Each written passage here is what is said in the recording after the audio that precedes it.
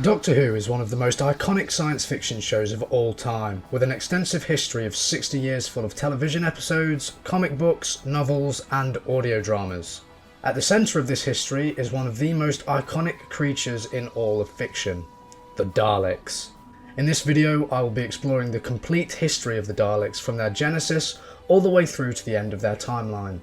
Please note that this timeline is a fan account, as Doctor Who continuity is rather tricky to navigate due to various writers' interpretations of events that span multiple media platforms, as well as the show just being generally confusing due to its out-of-order storytelling. If you disagree with the placements in this video, that's completely fine, as the Dalek timeline is more of a subjective matter anyway, but do know that I've tried my best to make this as accurate as possible.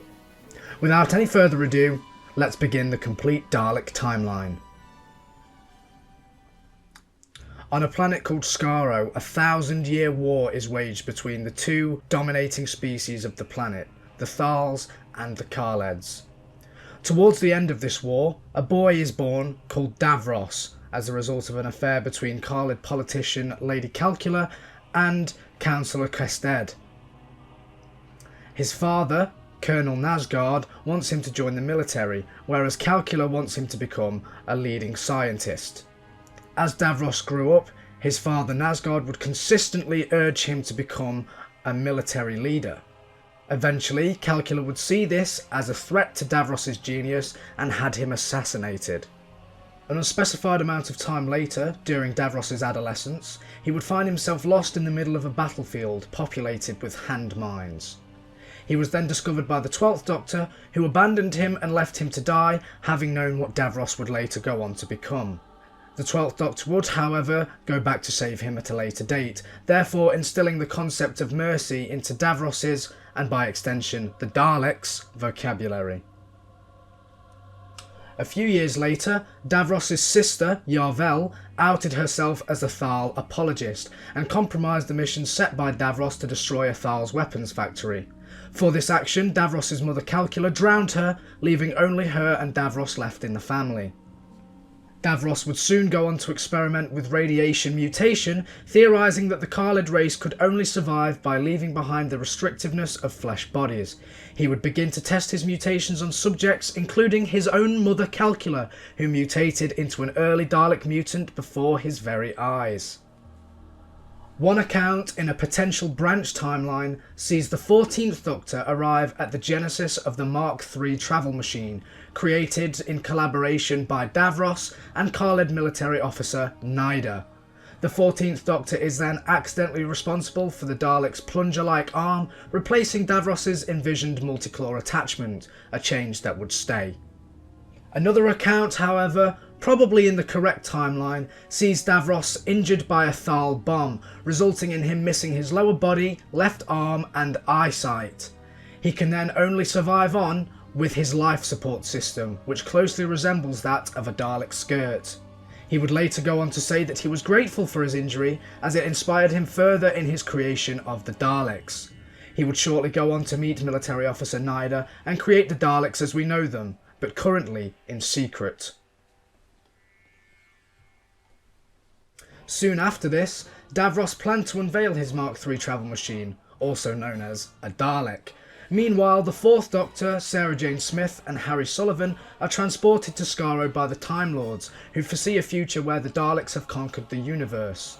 The Time Lords instruct the Doctor to destroy the Daleks at their genesis, an action that would later be seen as the first act of the Time War. More on that later. Fearing that the Khaled population plans to overthrow Davros' unethical experiments, he supplies the Thal opposition with a chemical formula that can weaken the Khaled city. This leads to the Thals releasing a missile that destroys the majority of the Khaled population, all while Davros births a large group of Daleks underground. Davros, in the underground bunker with the last standing officials of the Khaled race, accuses Apia Ronson of gifting the Thals with the chemical formula and orders his extermination. He then persuades the remaining officials to allow his Daleks to attack the Thal dome in retaliation, which they do. The Doctor then finds himself captured by Davros, who reads his mind and uncovers many details surrounding the Daleks, whom the Doctor had met in his own past. This leads Davros to uncover potential weaknesses within the Dalek race and makes notes to rectify them. However, all does not go to plan for Davros, as a group of scientists working for him release the Doctor, now aware of Davros' plans to mutate them all into Daleks.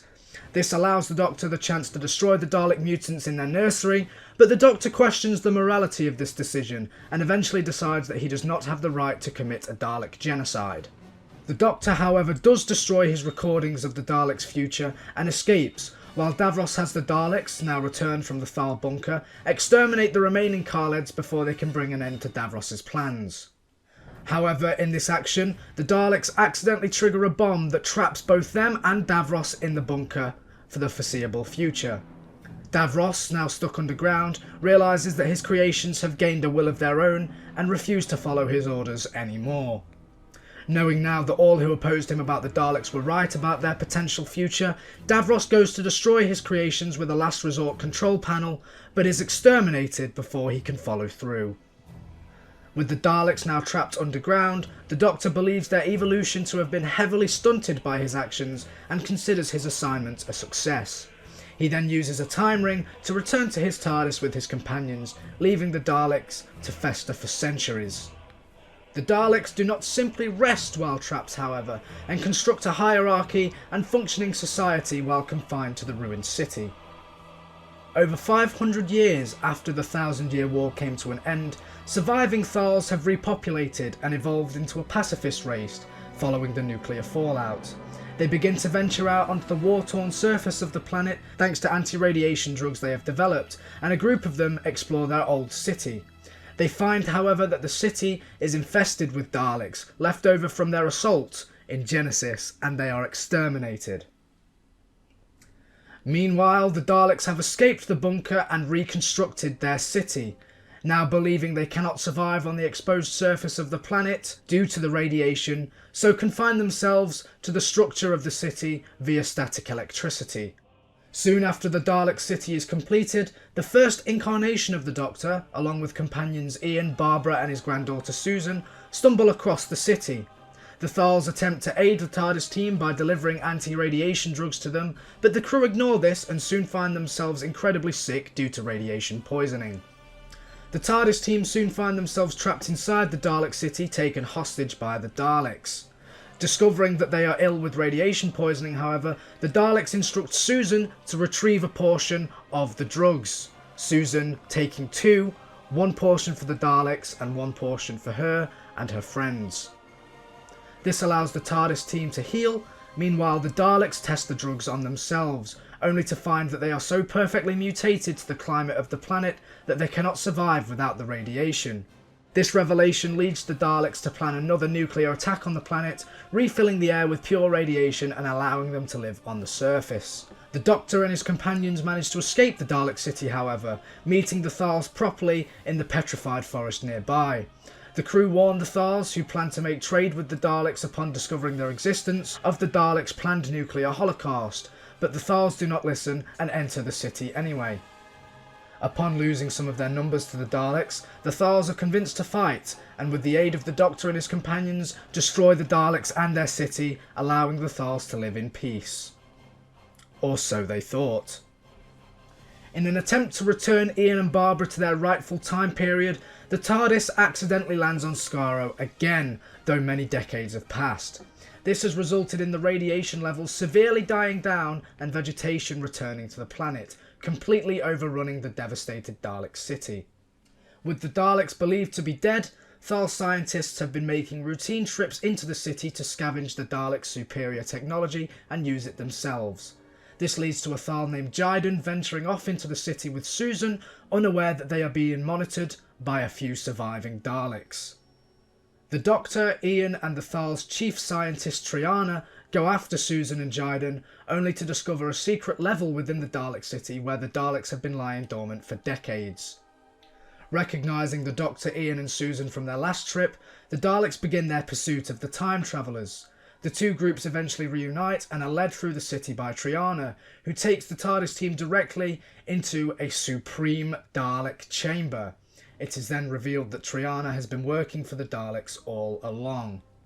Triana assures the TARDIS team that their intentions are good though, as the Supreme promises his intentions to rebuild Skaro and create an everlasting peace between the Daleks and the Thals. As evidence of this, the Daleks that were pursuing the crew are revealed to be missing their gun sticks.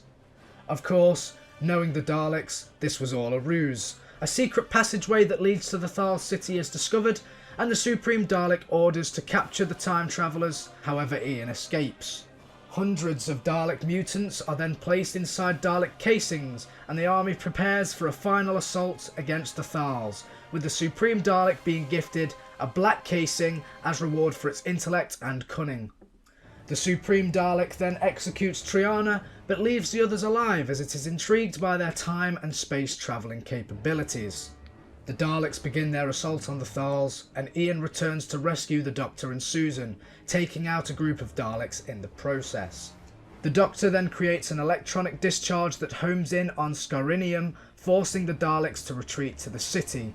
Ian and a group of Thal scientists then boost the discharge signal, obliterating the Daleks and their city for good.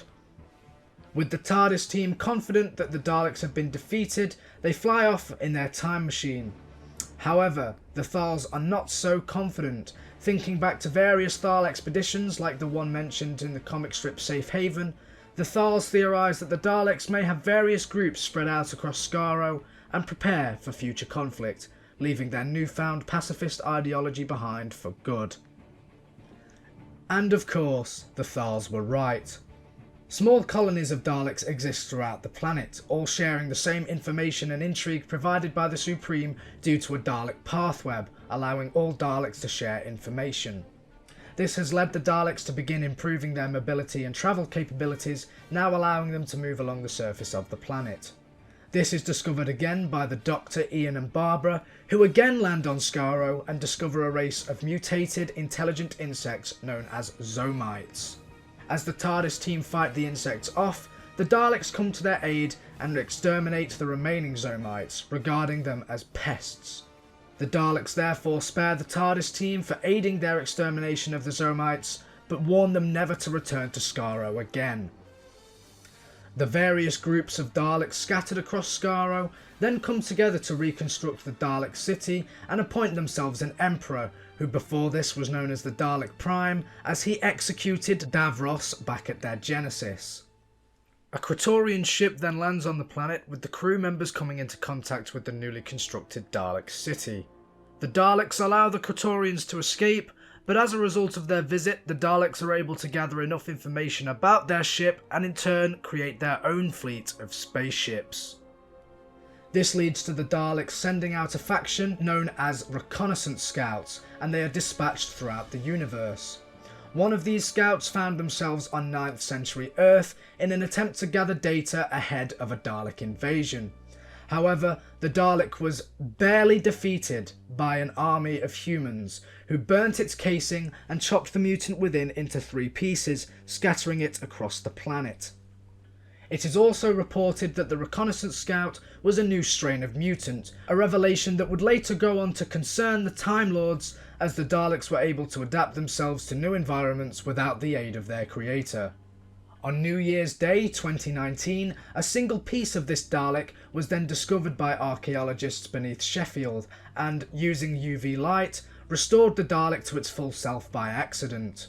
This Dalek mutant would then attach itself to the back of one of the archaeologists, enabling it to build itself a new casing and set off to try and contact its fleet.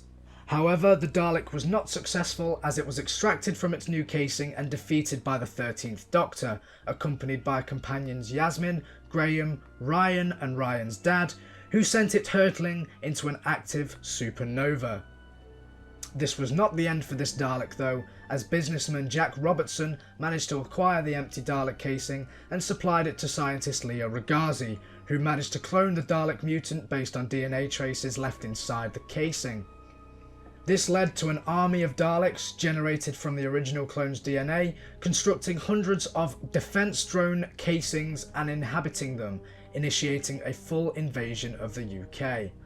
However, they too were defeated by the 13th Doctor, with aid from Yasmin, Ryan, Graham and Captain Jack Harkness, who had them exterminated by a future batch of Death Squad Daleks. More on them later.